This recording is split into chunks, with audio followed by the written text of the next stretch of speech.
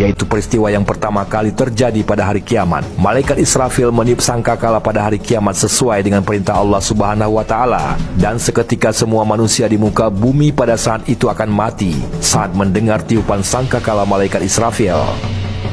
Dalam riwayat hadis dijelaskan siapa orang yang pertama kali mendengar suara trompet sangkakala malaikat Israfil. Abdullah bin Amr radhiyallahu anhu memberitahukan, Nabi Muhammad SAW bersabda, apabila sangkakala ditiup, semua orang yang mendengarnya terkulai dalam keadaan mati. Orang yang pertama kali mendengarnya ialah seorang lelaki yang sedang memperbaiki kolam air untuk ternak untanya. Seketika ia mati, matilah pula semua manusia.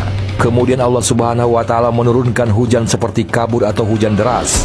Hujan itulah yang menghidupkan semua tubuh manusia. Lalu sangkakala ditiupkan sekali lagi, serta merta seluruh umat manusia bangkit berdiri dalam keadaan menunggu.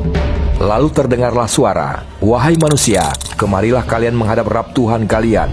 Kumpulkanlah mereka semua di tempat pemberhentian untuk memberikan pertanggungjawaban. Hadis riwayat Muslim.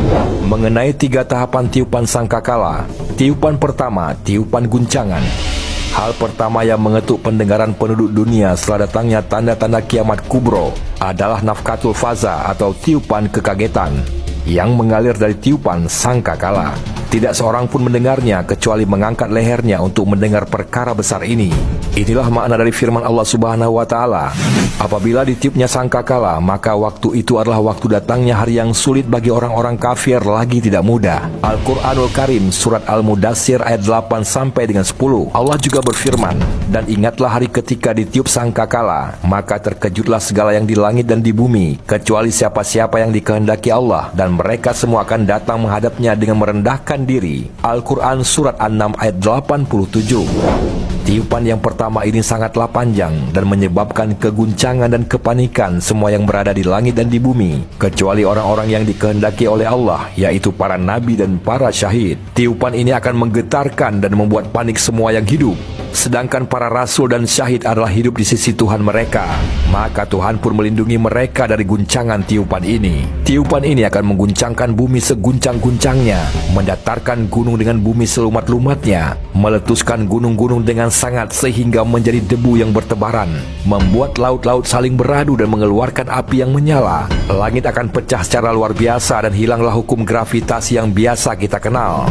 Bintang-bintang berjatuhan, planet-planet pun saling bertubrukan, bersatulah matahari dengan bulan dan hilanglah cahaya benda tersebut. Setelah itu keadaan alam semesta kembali seperti sebelum Allah menciptakannya, yaitu hanya berupa kabut dan asap.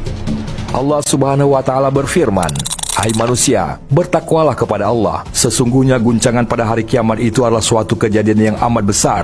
Ingatlah pada hari ketika kamu melihat keguncangan ini. Lalailah semua wanita yang menyusui anaknya dari anak yang disusukannya, dan gugurlah semua kandungan seluruh wanita yang hamil. Dan kamu lihat manusia dalam keadaan mabuk, padahal mereka semua tidak mabuk. Akan tetapi azab Allah itu sangat keras. Surat Al-Hajj ayat 1 sampai dengan 2. Tiupan kedua, tiupan kejutan, pingsan dari kematian. Pada tiupan kedua ini, matilah semua makhluk yang berada di langit dan di bumi, termasuk para nabi dan syahid, kecuali mereka-mereka yang dikehendaki Allah, yaitu Jibril, Mikail, Israfil, Israel, dan 4 malaikat pembawa arash. Malaikat para pembawa arash berjumlah 4. Maka apabila telah berdiri hari kiamat, bergabunglah mereka kepada 4 malaikat yang lain. Allah Subhanahu wa Ta'ala berfirman, dan ditiuplah sangkakala, maka matilah siapa yang berada di langit dan di bumi, kecuali siapa-siapa yang dikehendaki oleh Allah.